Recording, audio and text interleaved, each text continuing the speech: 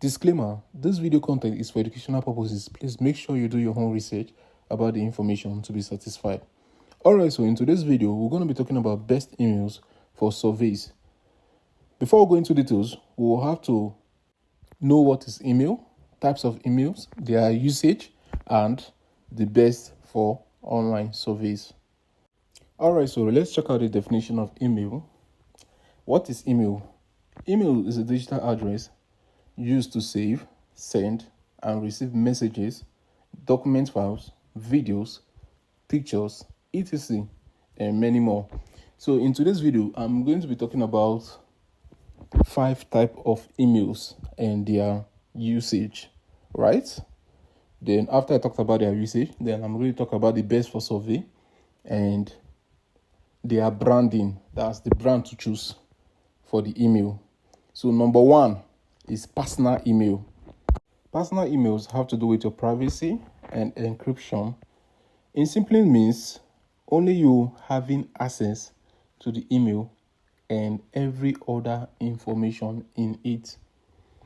So if you want to open an email, they will be asking you what kind of email do you want to open. Once you choose personal, they have to encrypt the email so that only you will have access. How many of you have noticed that it's very, very difficult to hack through someone's email?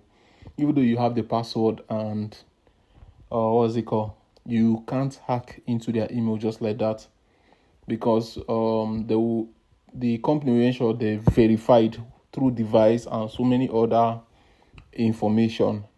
That's because it is personal and it's encrypted. Okay, so that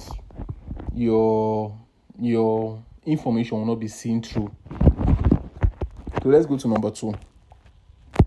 Number 2 is business email. Business email have to do with you sharing your address with group of people, company, or your partner for transparency. So, like I said in the previous one, if you want to open an email address, they have to ask you what kind of email do you want to open. Do you want to open personal? Do you want to open business? So once you choose business have to do with sharing.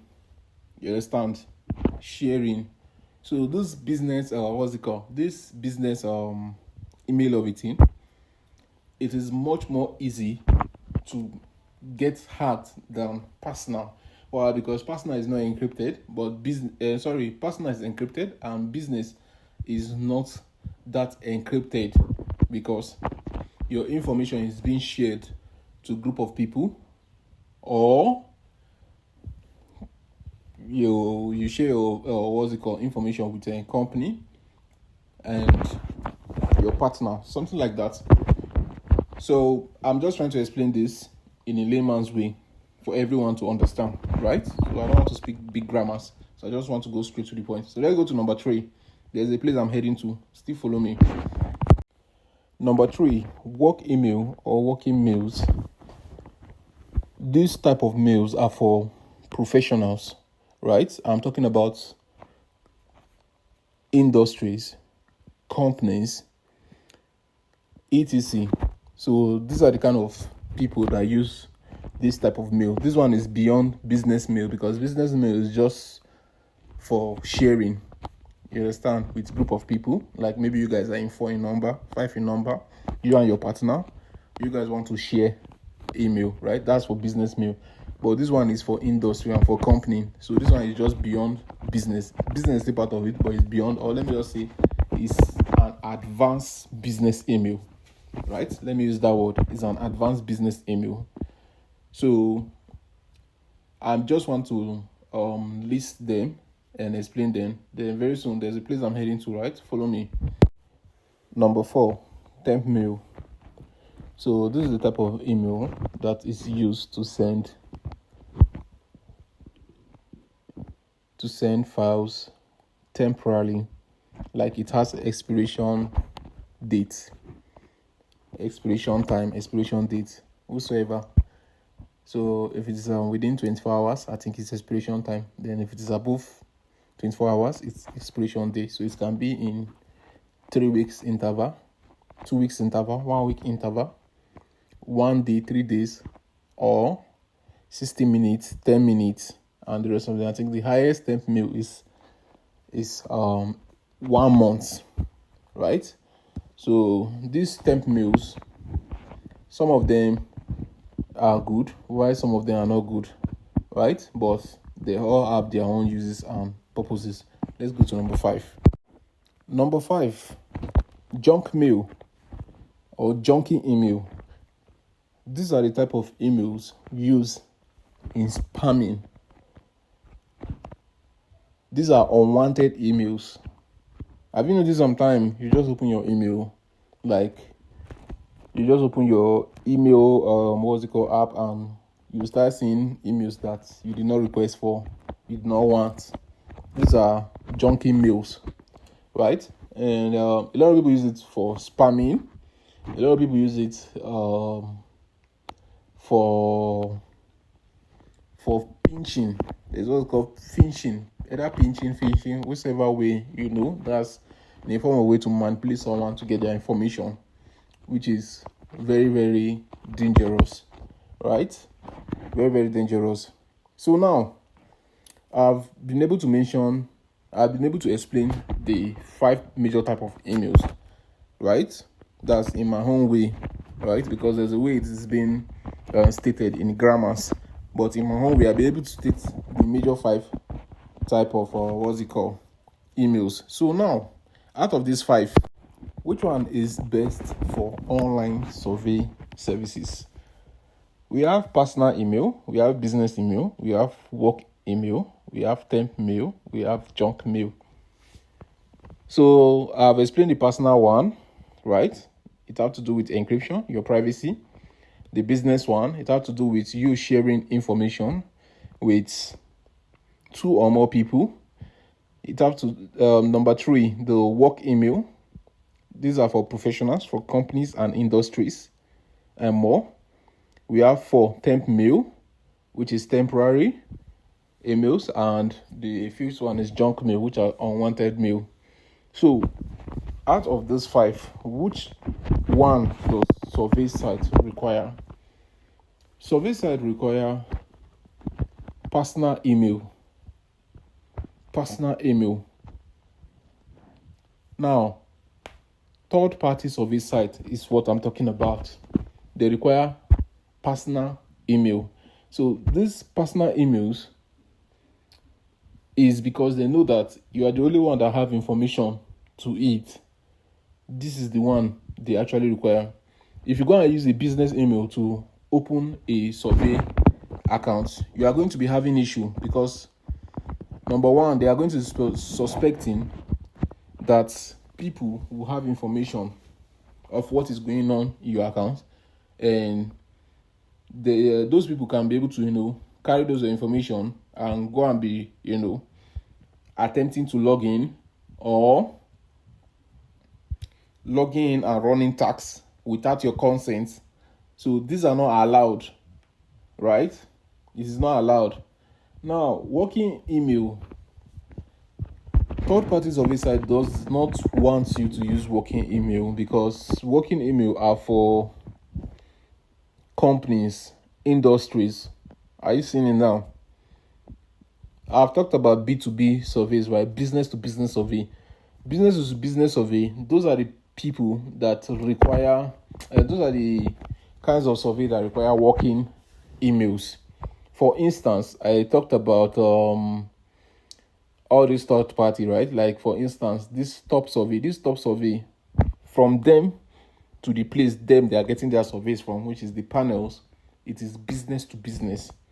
Which means if they want to register under those panels, they have to use a working email, not a business email or a personal email. They have to use a working email to be able to register, right? There are a lot of sites out there, right? And this working email, to be able to get this working email, you need a website, a domain, you understand, to be able to, get this working email. Or you can just go to, Google, that's your Gmail, and go for workspace. You get your working email. But this thing is very expensive in, in Google Workspace. right? They also have for Yahoo Mail and the rest of them.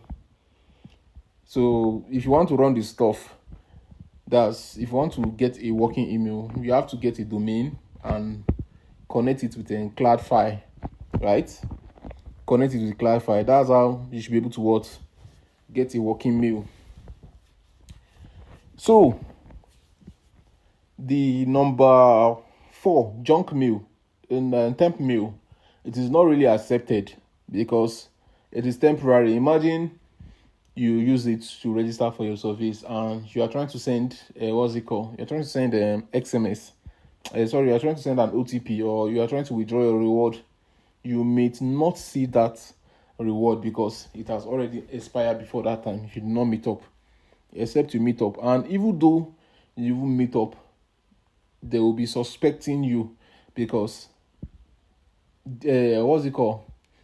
There's no kind of email that you want to use to do registration on a professional site that they don't know the the type of email you use. So if you are using temporary mail, they will know and they may bounce you back. You understand? They may bounce you back. So all this thing I'm saying, I'm talking from experience because back in the days I've used temp mail as well. You understand?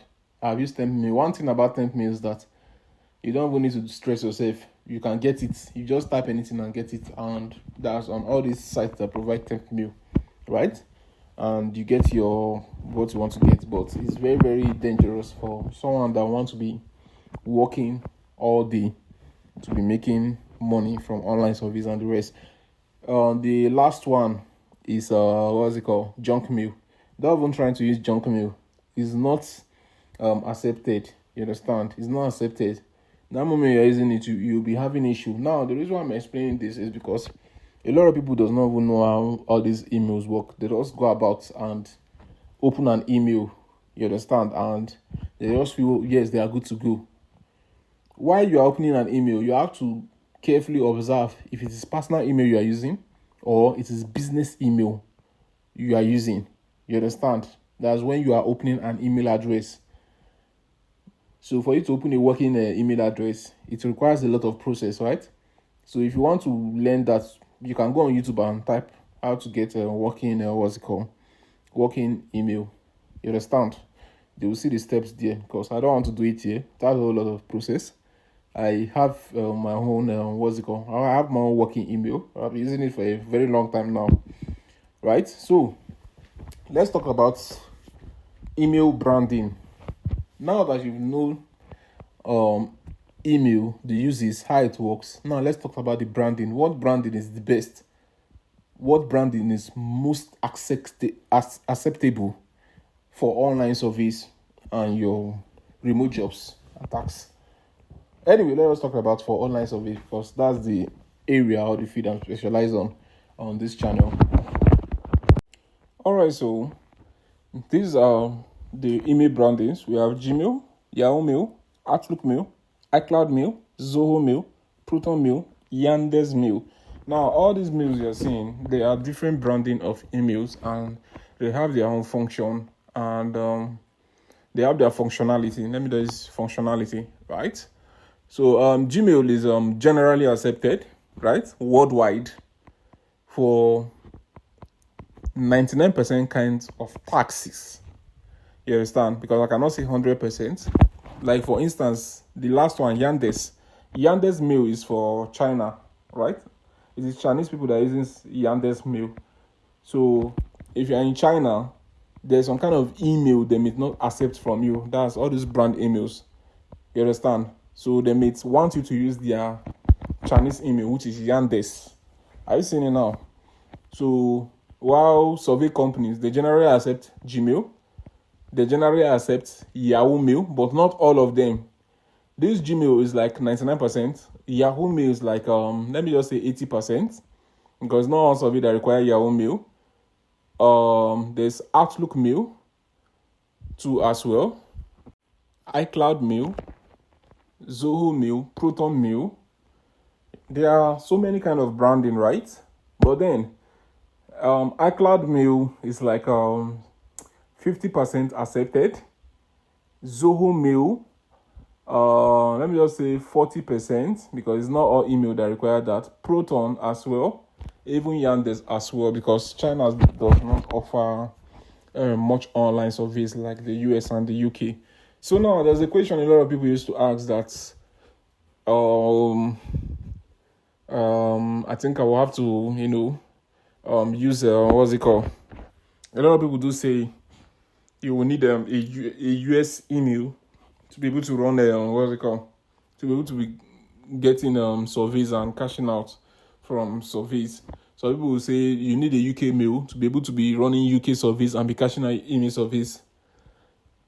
So if you ask me what is my own advice to these questions, I'll tell you that any email you use that is generally accepted is good to go.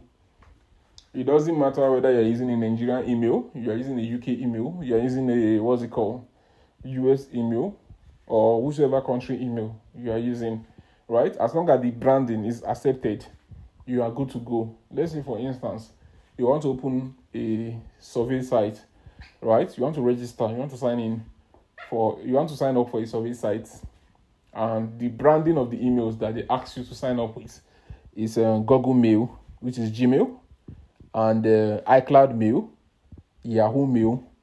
You understand? Because some of them they will specify, some of them they won't use Facebook.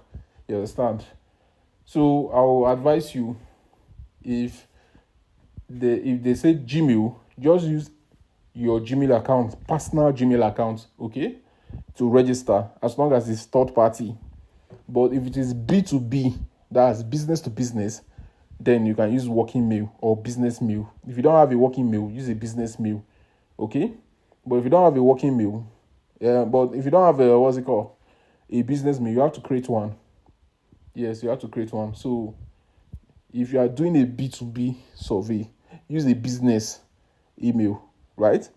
Or a working email. So some some survey sites like like respondents, they will tell you to use a working mail, right? So you have to use a working mail.